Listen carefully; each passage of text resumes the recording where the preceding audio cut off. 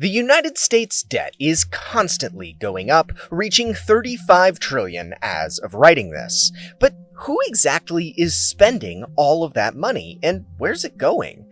To understand this, it's important to explore the structure of the national debt and the various entities involved in allocation and spending of this massive sum.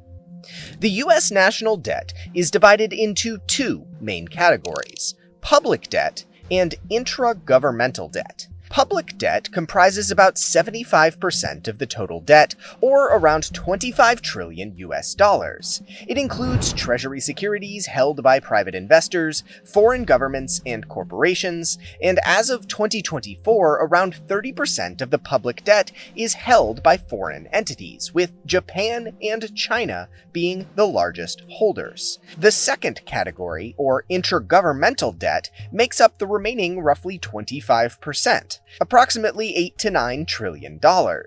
This debt is owed to various federal government trust funds. In essence, the government owes itself, like Social Security and Medicare, which use surplus funds to purchase Treasury securities. To understand more about who owns US debt, you can watch my video on that linked here. But with that intro out of the way, who's actually spending the money?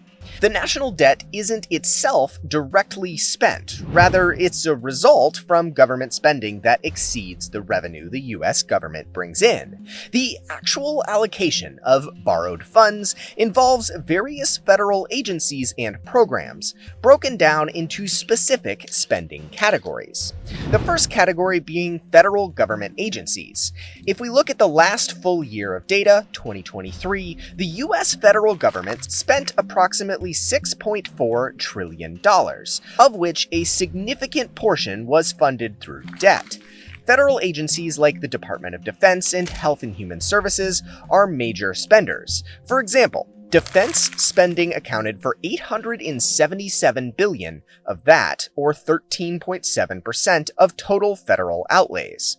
HHS, which administers programs like Medicare and Medicaid, spent approximately $1.6 trillion, representing around 25% of federal spending. The second group spending this debt are social programs. Social Security, Medicare, and Medicaid are among the largest beneficiaries of government spending. Social Security alone accounts for approximately $1.2 trillion annually, or around 19% of total federal spending. Medicare and Medicaid together represent about $1.3 trillion, or 20% of total spending. These programs are essential for providing financial support in healthcare to millions of Americans, particularly elderly and low-income families.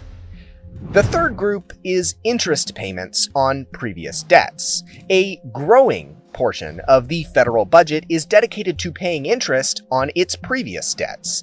In 2023, interest payments alone accounted for approximately $661 billion, or around 10% of total federal spending, and this number is only going to go up as more and more debt is serviced. This figure is expected to rise drastically as interest rates increase as well, further straining the national budget. Other big spenders to consider are infrastructure and defense. Besides defense spending, which is already significant, infrastructure investments are another key area where that debt is spent.